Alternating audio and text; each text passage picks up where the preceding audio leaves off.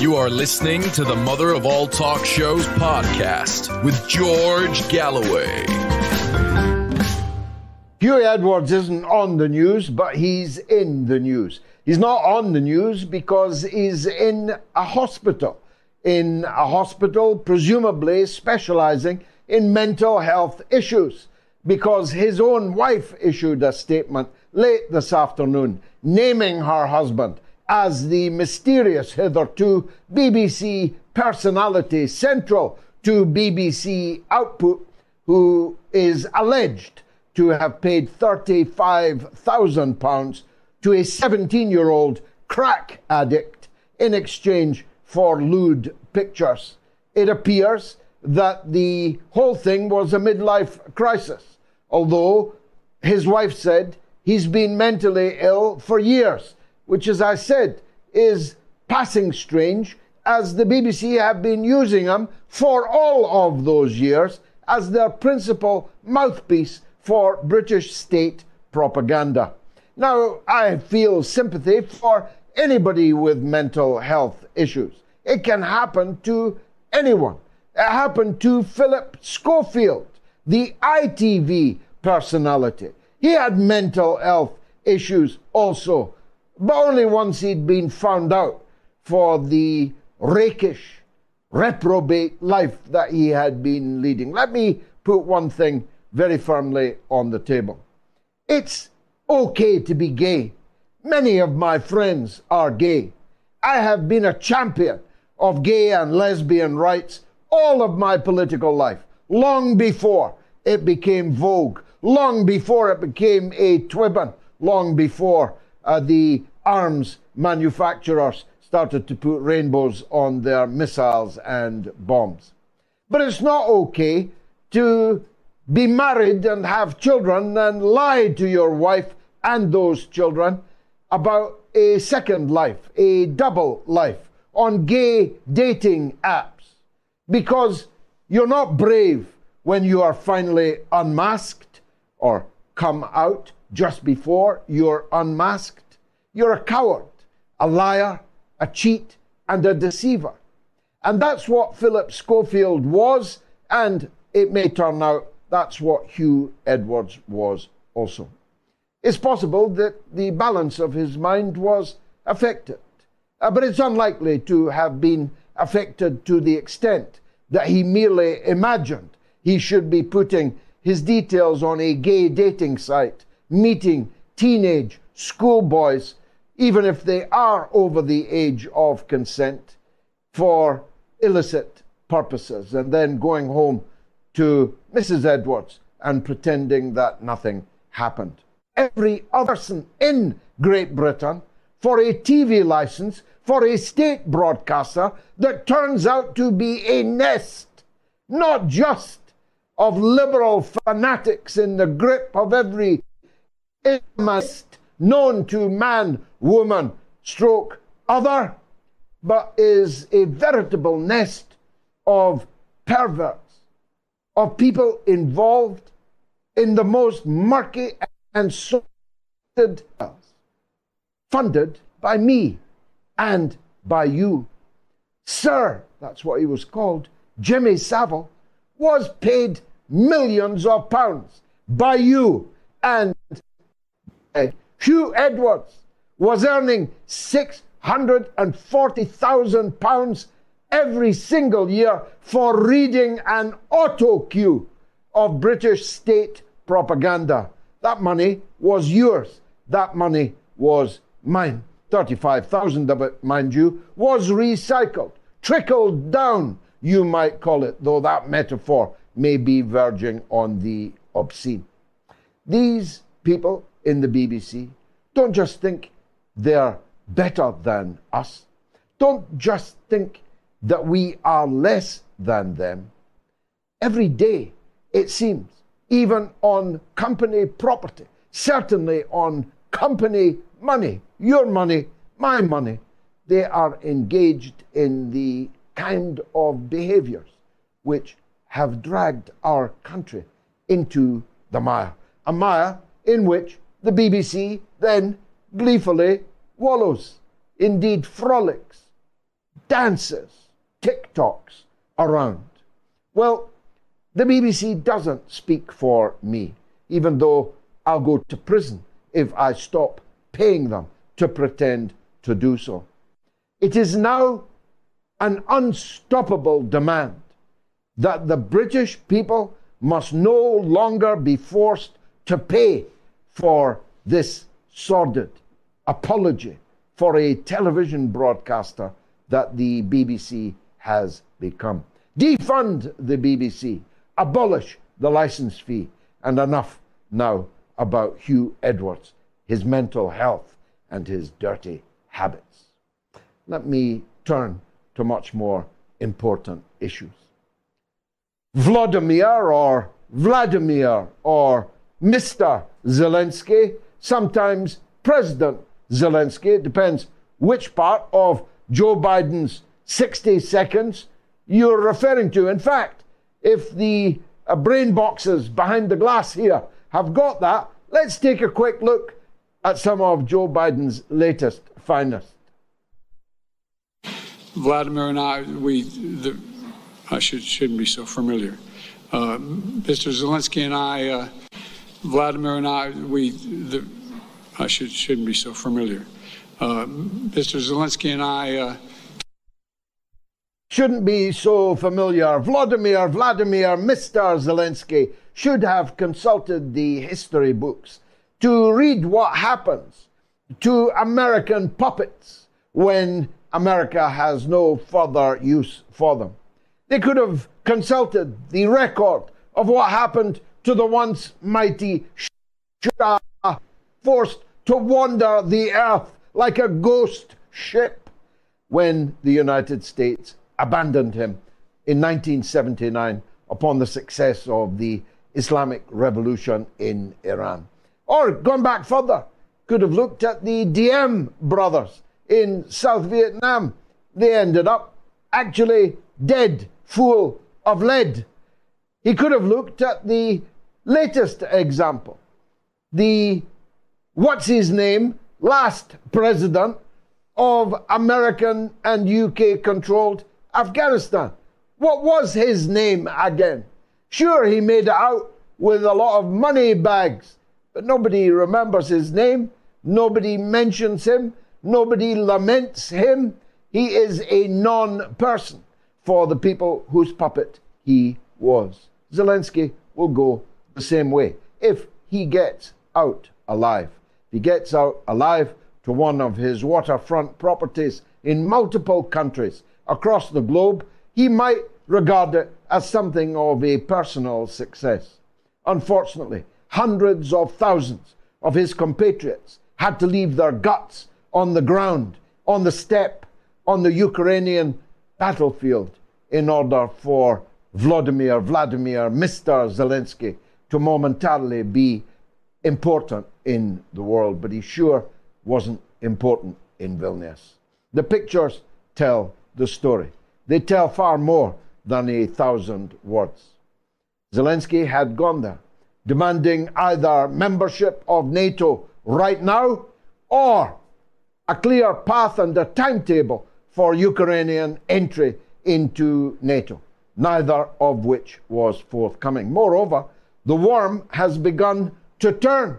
Little Ben Wallace, too cowardly to roar like the cowardly lion in The Wizard of Oz, too cowardly to roar at anybody except someone who he knows will not, for the moment at least, strike him back, unleashed a torrent of abuse against Vladimir, Mr. Zelensky.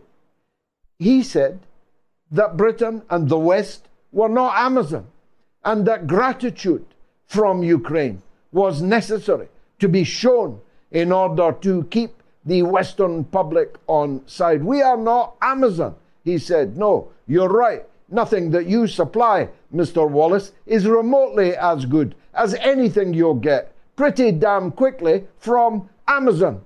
Amazon's things work. If they don't, you get your money back or the product replaced. Your things don't work and are very quickly indeed destroyed. We're not Amazon. You should say thank you. said little Ben Wallace. And all of the Western media is this evening echoing that same thing, that the Ukrainians should cool down, that Zelensky should cool down his criticism of what they call the alliance, an alliance which actually suffered a double blow today. Not only did they betray Vladimir, Mr. Zelensky, they pulled out of their real estate deal in Tokyo, Japan. You'll remember, I told you, they were going to open a NATO East, a NATO Tokyo, NATO Japan. France objected. The idea has been dropped unceremoniously in the summit of NATO today. But as I said, Wallace is demanding some gratitude from the Ukrainians. But in fact, it should be the other way around. The Ukrainians were asked, told, pushed, cajoled, encouraged, armed, propagandized for by NATO, not the other way around. This war was created by NATO. The Ukrainians are merely the poor bloody infantry sent to die or be maimed or be paralyzed forever or be mentally damaged forever on behalf of NATO, not the other way around. There's no gratitude required from Ukraine to you, Mr. Wallace. It is you who pushed these people into this now simply impossible position. As I said earlier, the Russians are now, as of this evening, on a major offensive. They have broken through the Ukrainian lines, those lines that were supposed to be the springboard for the spring, then summer, counter-offensive. Well, the counter-offensive is right now being countered.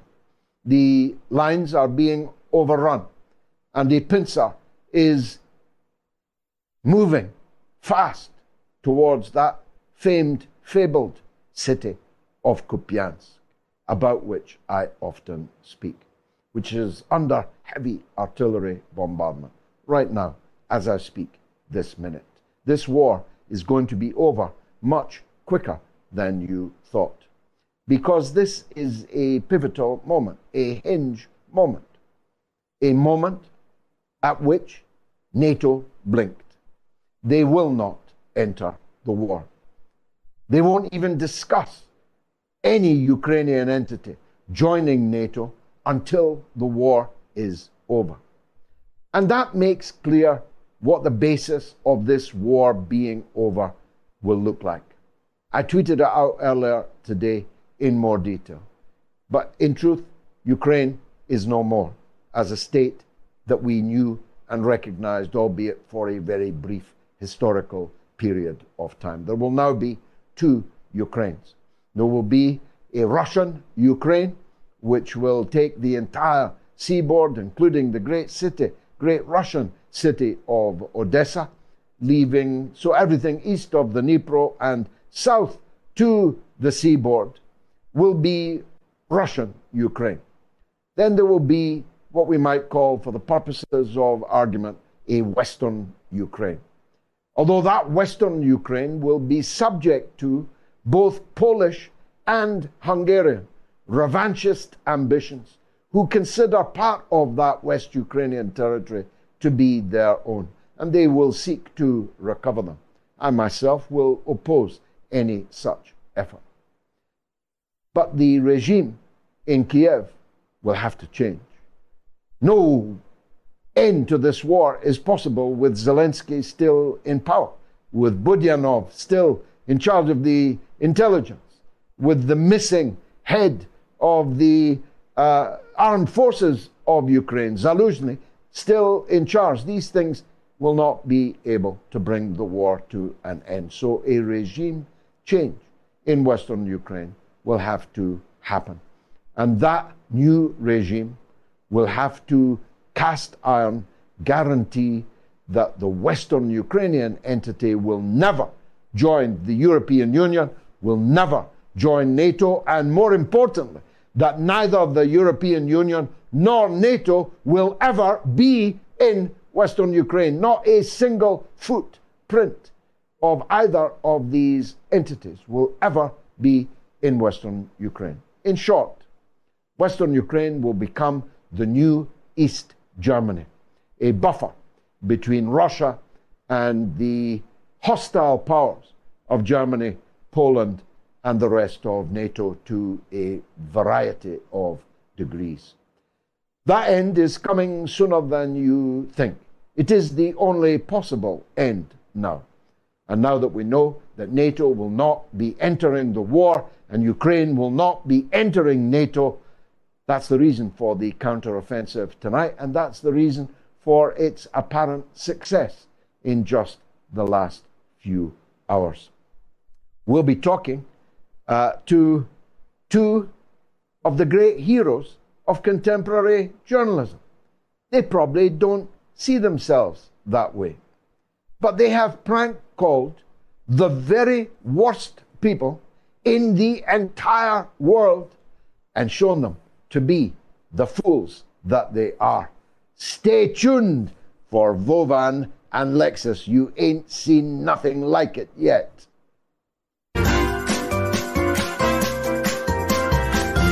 You are listening to the Mother of All Talk Shows podcast with George Galloway. Now, having an Asian wife and 3 half-Asian children, what happens to Asians in America is obviously of great importance to me.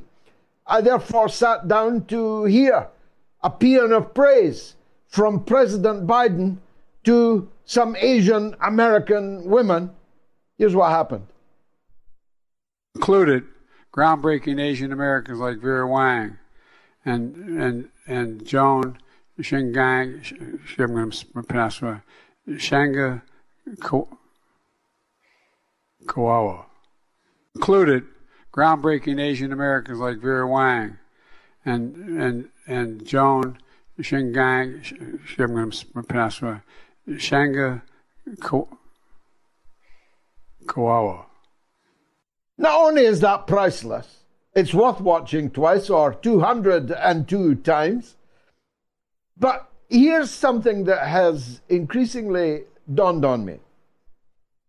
Why does the White House keep putting him up for this kind of thing? For a start, why does he have to be on TV every day when every time he goes on TV, he demonstrates not senility, but actually unhinged mental health issues? Why do it to an old fool like him? But if you're going to do it, why ask Joe Biden, who you wouldn't send out for a loaf, to pronounce Chinese names on television, Asian names? He can hardly bite his own fingernails. And you're asking him to talk about Joan Kawawa? Are you serious? Maybe they are setting him up for the mental health card. You know, like Schofield, Huw Edwards in the news. Maybe. That's what it is all about. I can no longer pronounce the names of great Asian American women, so I'm going to step down and not contest the next presidential election. What do you think? Let me know. So the poll is there. Here's the numbers to call. If you're in the UK or Ireland, it's 08081965522. If you're in the US or Canada, it's +1 844 944 3344. If you're in the rest of the world, it's 44203 966 2625. Now, anyone who can successfully prank little Ben Wallace and Henry Kissinger, not to mention a whole long list of the worst people in the world, and get them to speak honestly in a way that they would not do if they didn't think they were speaking, usually, to President Vladimir Zelensky, Mr. Zelensky. It is astounding that Western countries' leaders are giving hundreds of billions of dollars to Vladimir, Mr. Zelensky, but they don't even know if they really are speaking to him on the phone. They take it on trust that they are. They don't recognize his voice. They've never heard of FaceTime. They don't know that you need to take precautions when Wovan and Lexus are around.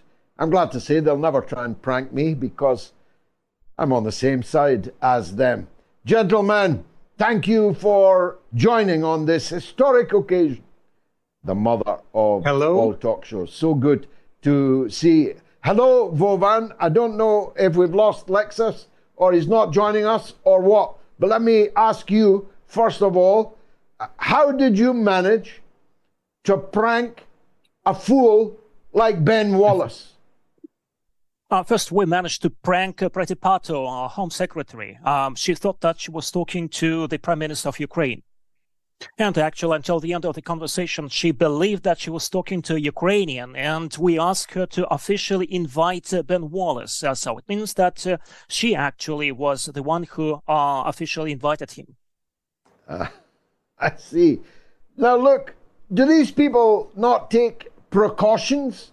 I mean, if you phoned me saying you were Vladimir, Mr. Zelensky, first of all, I'd ask for your number so I could ring you back.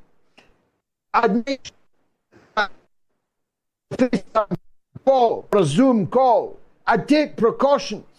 Do none of these people take precautions? Not all of them take precautions, and usually we prank the non-professionals who would miss the shot. And there might be some people who would like to get some publicity or some hype, and they would be the ones who never check whether the phone number is authentic. But we are real professionals because we are quite old in that game. Oh, you definitely are. No doubt about that. But these fools, these unprofessional people, are the people in charge of the foreign affairs and military affairs of Western countries. It's quite telling that fools are running our countries, isn't it? Unfortunately, we see that in the Western countries, the so-called fly-by-night politicians, so people who seize the power and immediately they would shift the blame onto their predecessors. So then there are strong politicians in the West. Now, of course, the fact that they don't know that they're speaking to a Russian rather than a Ukrainian rather makes President Putin's point that the Russian and Ukrainian people are one people, doesn't it? Oh, that's why, actually. It doesn't make sense to pretend you have an accent speaking Russian or Ukrainian, so people never tell one from another. Now, of course, one of the beauties of your style of journalism, for that is what it is that they tell you the truth that they don't tell us. So, for example, your most recent, I think yesterday, you pranked the most wicked and evil man still alive in the world today. A man with the blood of tens of millions of people dripping from his hands. The demonic Henry Kissinger. And he was quite candid in what he was prepared to tell you, wasn't he? Actually, we were again helped by the whole chain of the events, because Henry Kissinger, we managed to invite him because of Jacques Alley, who thought that he was helping Mr. Zelensky. So, and that's how we managed to prank Henry Kissinger. Wovan, what's your favorite prank? Oh, actually, we have lots of pranks, and for instance, we even pranked Boris Johnson from Britain in 2018, but we don't have any rankings. We love all of our series, all of our episodes. This is up to the audience to judge. Some of them like when we prank politicians, others like when we prank Hollywood stars. But we love all our victims, or rather our speakers, and we enjoy our job, just like a professional reporter enjoys if he does a good piece of journalism. Well, you've had a lot of front page splashes, that's for sure. I think Lexus is joining us, is he? Lexus, if you're there and you can hear me, We can't see you yet, but feel free to chip in, because I was going to make the point to you both. We used to have vaguely similar, though much more malicious, journalists in this country. We called them the fake sheikh. He used to dress up as an Arab sheikh, and he hoodwinked celebrity after celebrity after celebrity. And after each one, I used to think to myself, that must be his last one, because nobody is going to fall for that one again. They're bound to finally realize that if someone comes up to you dressed as an Arab sheikh, he's up to no good. But your hits keep on coming. It seems it's like taking candy from a baby. We also are surprised by the fact that the politicians and other stars are getting pranked, are so credulous, so to say.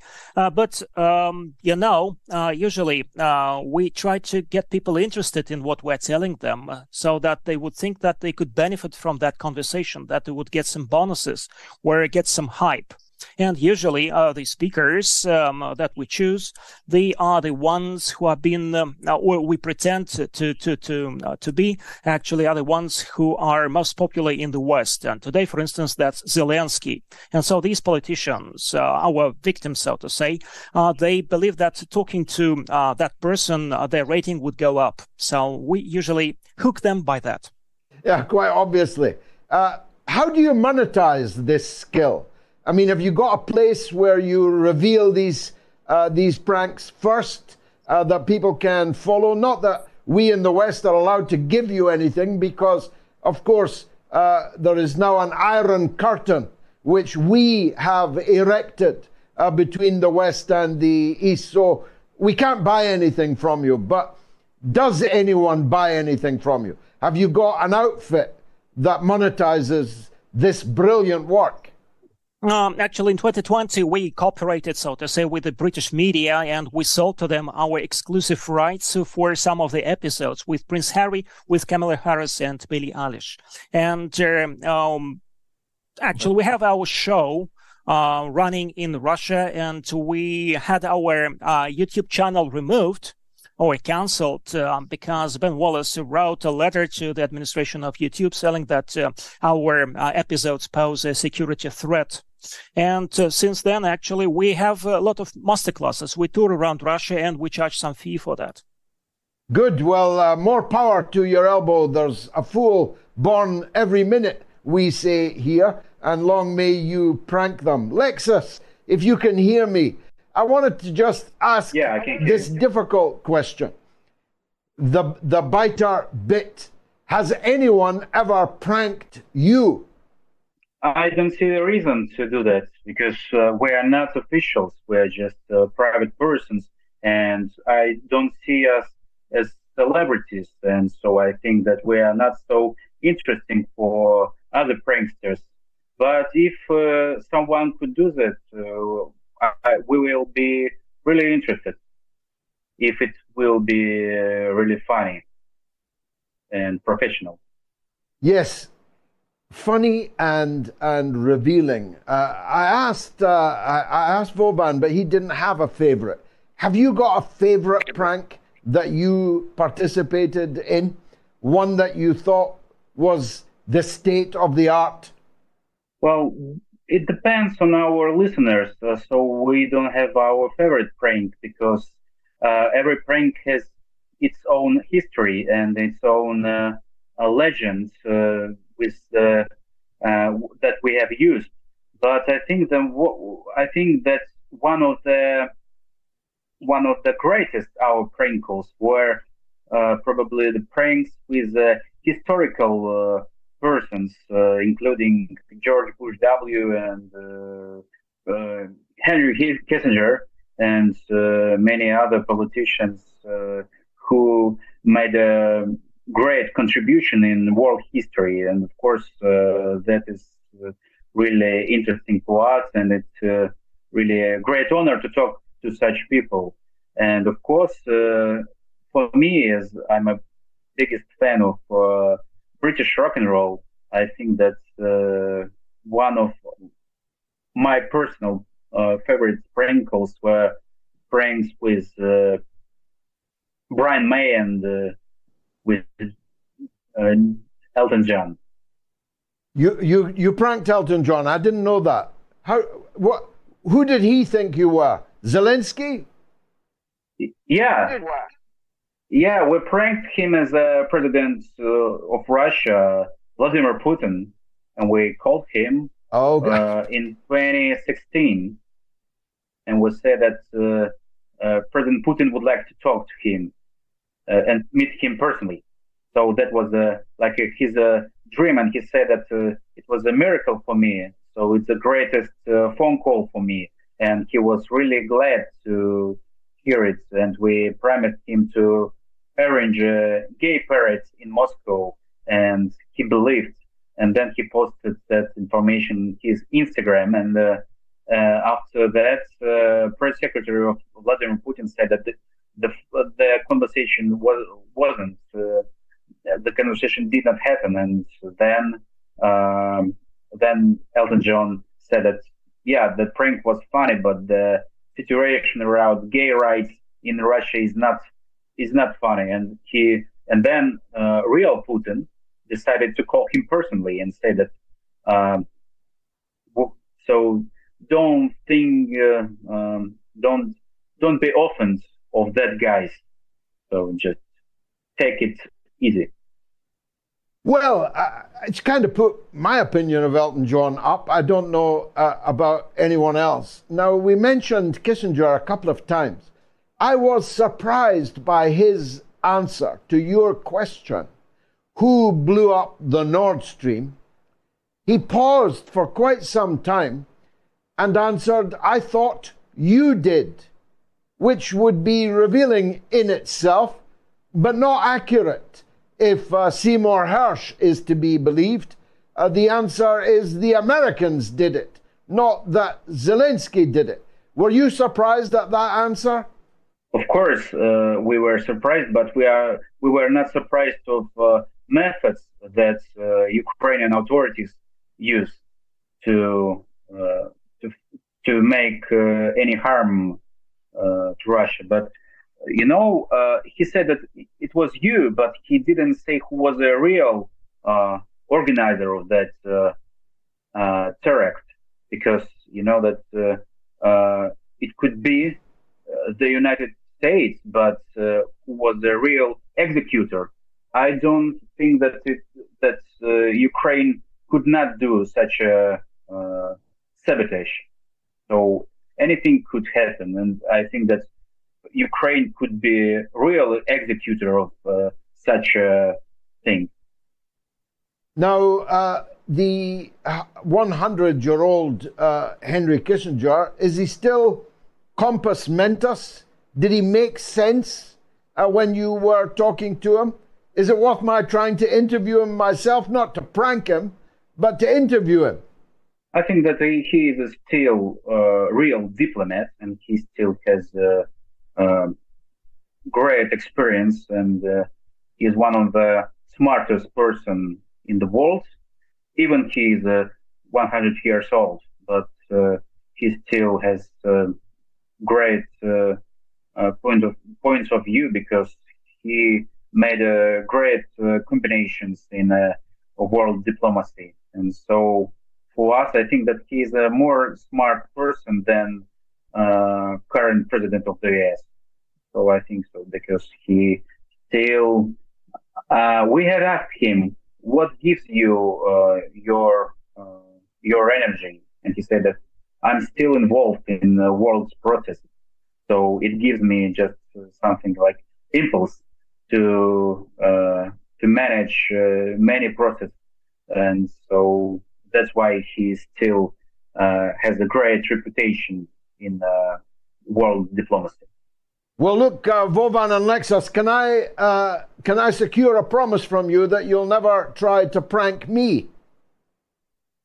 No, just to give you an interview. So I think we cannot promise that in case you become the British Prime Minister. if I become the British Prime Minister, Britain will be a part of the Russian Federation. So it's not that likely either way. Thank you very much, Vovan and Lexus, legendary Russian comedians and pranksters.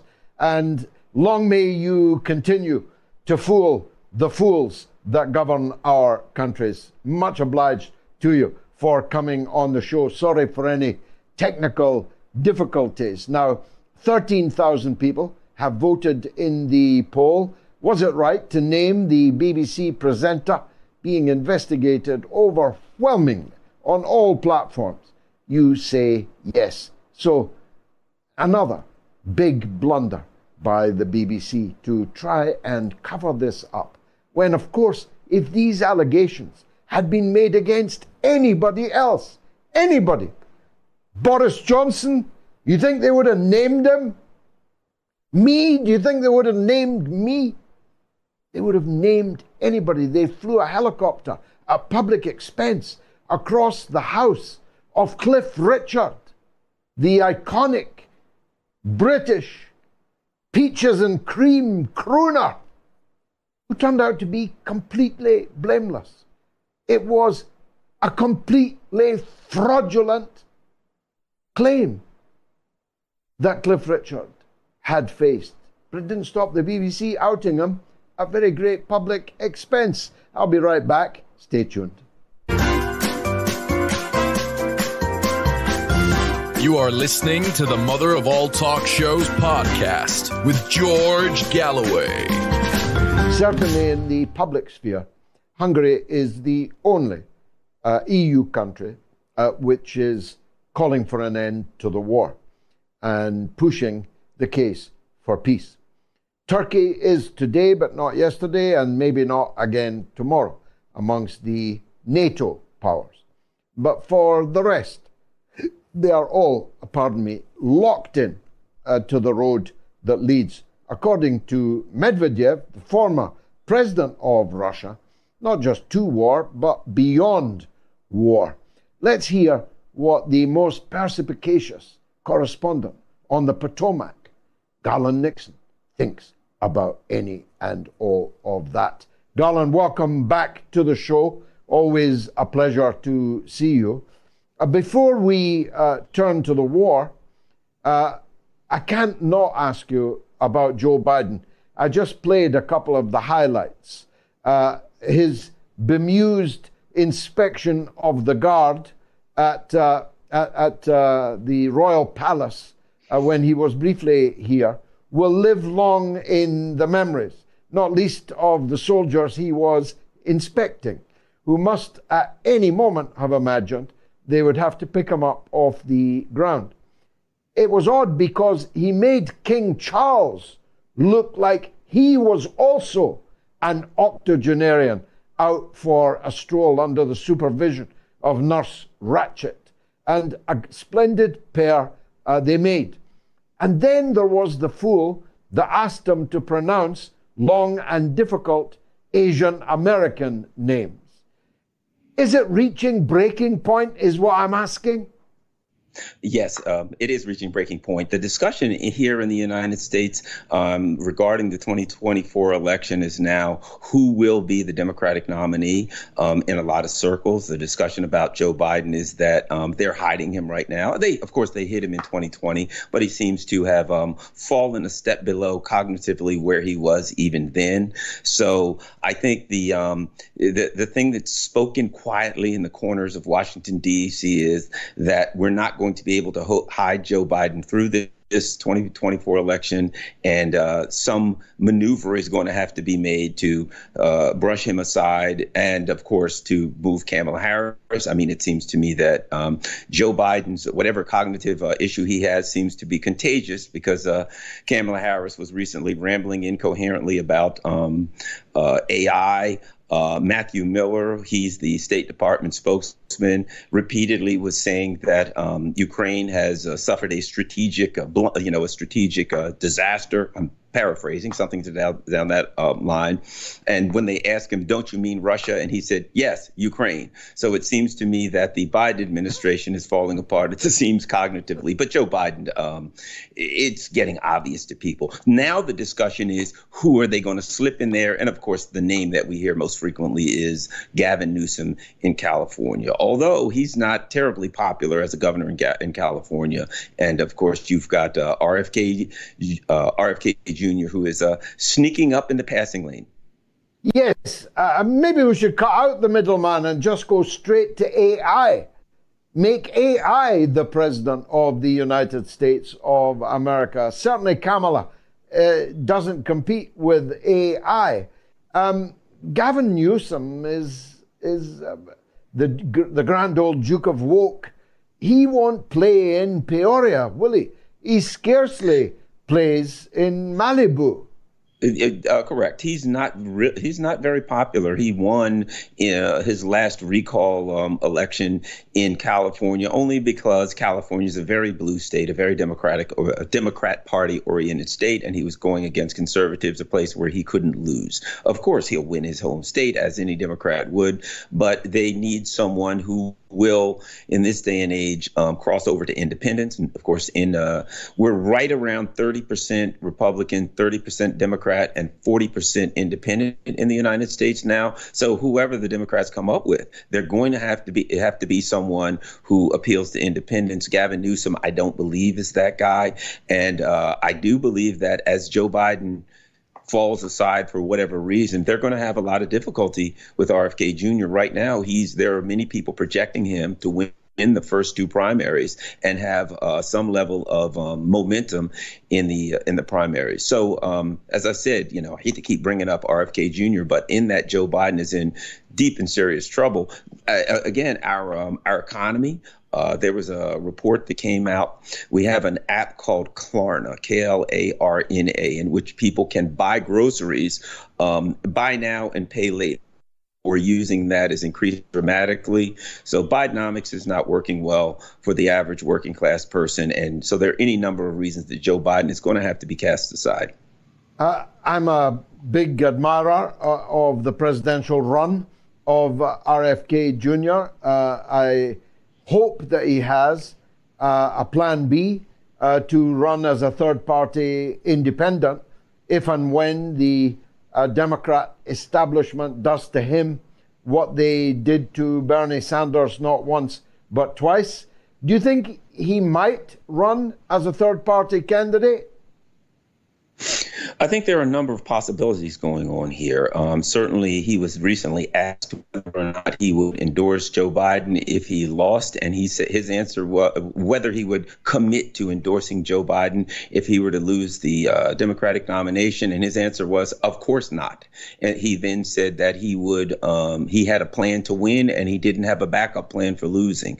There is a former NBA basketball player. This was in the news. A guy named Royce White. He played for the Houston Rockets. Recently, he was playing in another league, and they zeroed in on something that he had written on the side of his bald head, and it was "Protect RFK." And when questioned about that, he said, from his perspective, he liked RFK and Trump as a team, but he feared that the deep state could take actions against the health and well-being of RFK Jr., shall we say. So there are people looking at the dynamics of the Democratic Party, understanding, as you and I do, that they are prone to, such illicit machinations, shall we say, that would stop the democratic process from having its way in the party. And there's questions he may jump over to the Green. Would he jump over to the Green Party with Cornel West? Would he come over and run as a Republican with Trump? There are a number of things going on, and sadly, that conversation has to be had because the history of the Democratic Party tells us that even if he wins by a landslide, they're likely to go in the back room and just hand it to the first neoliberal warmonger that they can get their hands on. Exactly. I worry about these things too, and not just for RFK. It seems to me Trump could well, have an unfortunate accident. Also, the two of them together would be literally unstoppable. I don't say it will happen. I don't say even that it should happen. But if it happened, a Trump-Kennedy ticket would literally be unstoppable, wouldn't it? There's no question. It's game, set, and match. You know, and looking at the U.S. right now, if you look at a Cornel West, who is very popular amongst a lot of people, he's a very well-liked person. If you follow Cornel West, it's hard not to like Cornel West. He's such a kind human being, and his concerns are about the poor and those less fortunate. He's very strong on the Palestinian issue. He's just an all-around good guy. If you look at the people, if you take the number of people who support a Cornel West, an RFK Jr., and Trump, you have an overwhelming majority of the voters. You are correct. So there are a lot of us hoping that something will happen that will cause those who are outside of the neoliberal, warmonger, mainstream politics in the United States to maybe come together, whether it's form a third party, all run on the same party, whatever the question is, because you are correct. There is victory to be had if we can find a way to bring and I hate to use the word outsiders, because if these are the people that can win in a landslide, they're not the outsiders. The neoconservatives and the neoliberals really are the outsiders. That's a brilliant point. We should stop thinking of ourselves as the outsiders. It's the people running the show who are actually outside of the majority wishes of the people. They cling to power in one guise of semi-legitimacy or even outright illegitimacy. People like Sunak, for example, never been elected by anybody at all. Macron got 23% of the French public in the first ballot and only won the second ballot because his opponent was Marine Le Pen, the daughter of a Vichy French collaborator, and all that implied. Little soldier Schulz is currently standing on 16% of public opinion in Germany. Even the mad box of frogs Greens are more popular than him, though only just. I could go on. All these people are clinging to power by the skin of their teeth, and we should perhaps show them a little less deference. Big events happened today, Garland, in Vilnius. Let's turn to that, if we may. It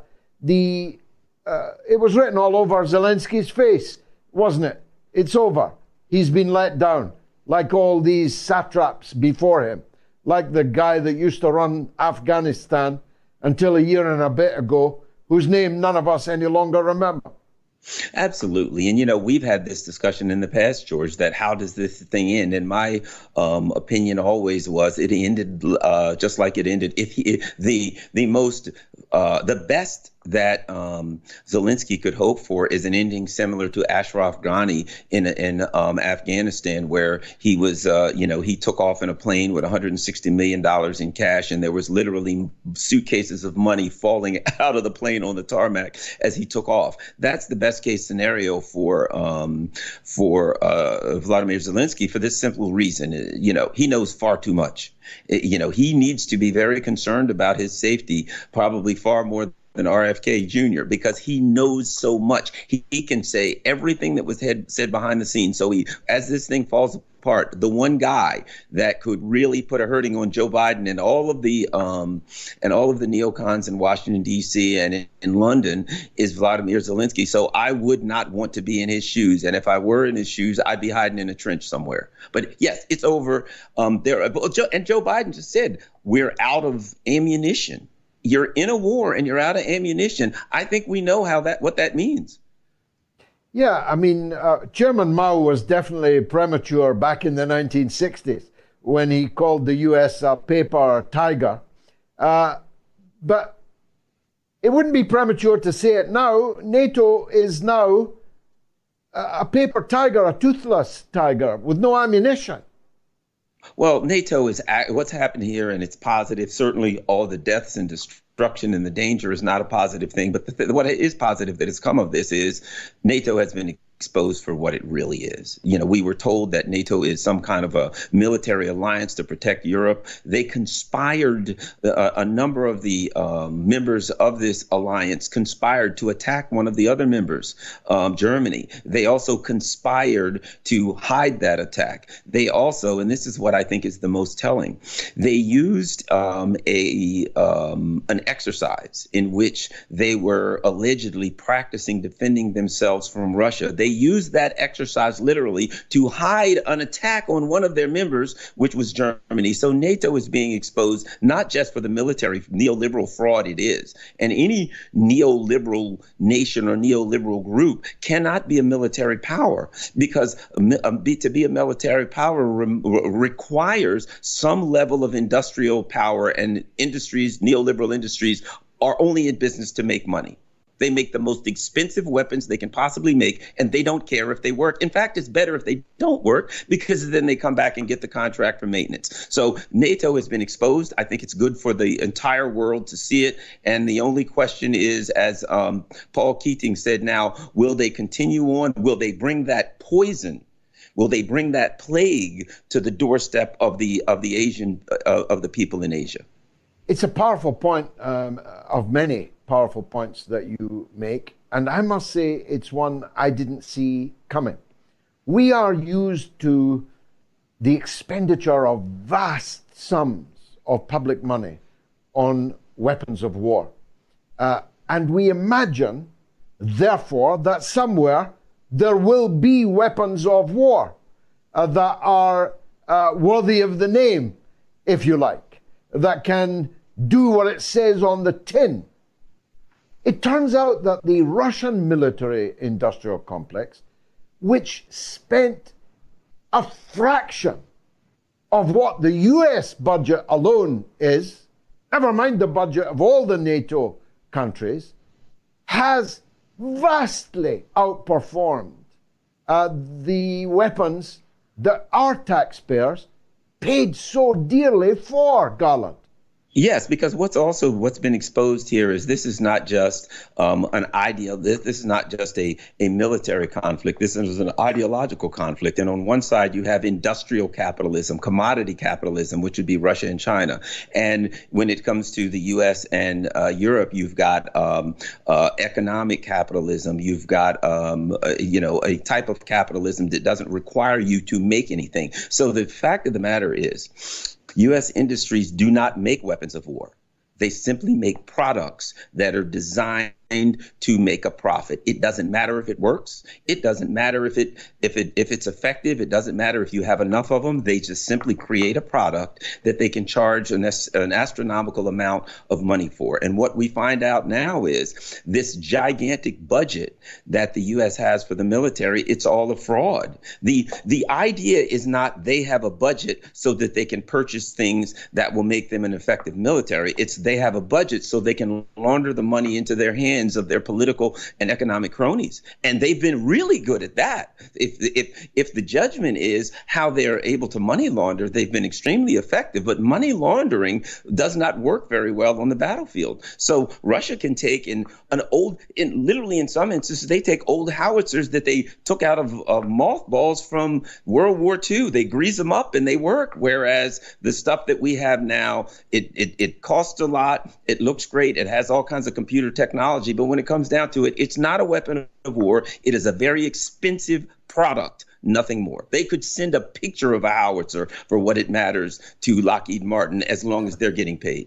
A 3D howitzer. Lastly, Garland, I watched the hearings today. The FBI guy, Ray, is it? W-R-A-Y? Yes. He was literally on the rack. Well, not literally. Metaphorically, he was on the rack. He had no answer to the real forensic harassment of, is it Comey, the lead Republican in the hearings? Comer. It is self-evidently, obviously true that the FBI and the U.S. deep state has been protecting criminal behavior by the Biden family, extortion, and claiming that, well, I haven't looked at that, haven't studied that, haven't read that yet. It's threadbare. The deep state is deeply involved in what is, looks to me at least, to be a vast criminal enterprise. There is no question about that. You know, we recently had a lawsuit where a judge in Louisiana found that the Biden administration, the evidence was presented that the people in the Biden administration were having direct contact with Facebook, with Twitter. They were threatening them. As you and I both know, we were affected on Twitter. They were threatening them. They were telling them specific accounts, specific posts they had to take off. So the Biden administration was literally managing social media, which is a direct violation of our First Amendment, our constitutional right to free speech. So a judge has recently found that. We get Christopher Wray today, who's being investigated, refusing to answer how many people, how many FBI operatives were involved in the January 6th protests. They won't talk about it. They won't tell how many people. For all we know, there could have been all of them. We don't know, but they won't talk about it. They are in deep and serious trouble, which is another important factor to take into account moving into the 2024 election, because the deep state cannot afford to have a president come into office that may actually bring in people who would look into what they're doing. So they're going to have to do everything they can to try to affect the 2024 election. Garland Nixon, as always, a pleasure. The gremlins or the saboteurs, dare I say it, appear to have made the show very difficult tonight.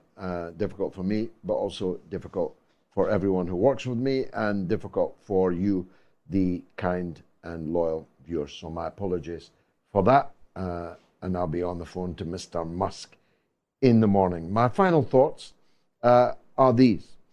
Agent Zelensky came a cropper in Vilnius. He will never forget the 12th of July. I never forget the 12th of July, but that's for different reasons. If you know, you know. But he'll never forget the 12th of July. It was the day when he discovered that he, just like all these hundreds of thousands of dead Ukrainians, are entirely dispensable. Just like the loyal Afghan forces and Ashraf Ghani, I now recall, the erstwhile president of Afghanistan, were entirely dispensable. Just like the Shah of Persia was dispensable. Just like General Noriega was dispensable. Just like the Diem brothers were dispensable. Everyone who is a puppet of the United States is entirely at risk. As I think Henry Kissinger said, though not to the pranksters, that being America's enemy can be dangerous, but being America's friend can often be fatal. And so it's in danger of turning out for Agent Zelensky. He has served his purpose. It was another fine mess that your leaders have gotten you into. They kept you in Afghanistan for 20 years.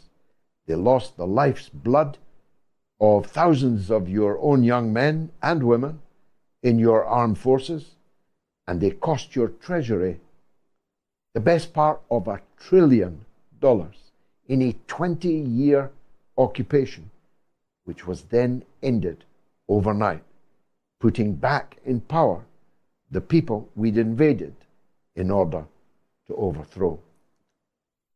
This constant cycle of foreign policy disasters by our leaders is now not just of esoteric interest to people interested in international affairs, as was once the case, because the chickens have all come home to roost.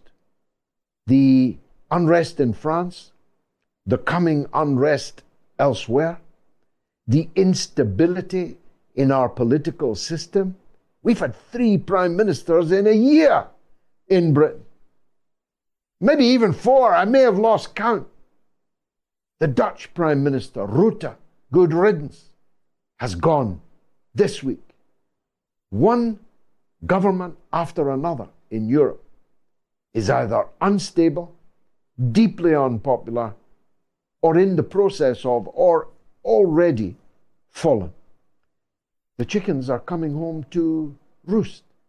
Our own economies have been wrecked by leaders acting under orders, wrongly, mistakenly, or just wickedly in foreign policy decisions. The decision to confront Russia with full spectrum sanctions and everything short of direct involvement in a war will turn out to have been the biggest disaster that Western leaders ever made.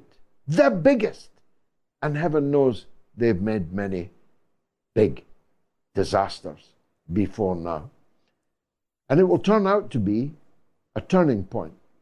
The war reached a turning point this evening. But the bigger picture will reflect. And time will show that I'm right on this, as I was right 17 years ago about the Israeli invasion of Lebanon and many other things. The turning point in world events has already occurred. It's like a big oil tanker. It takes a lot of time to turn it around.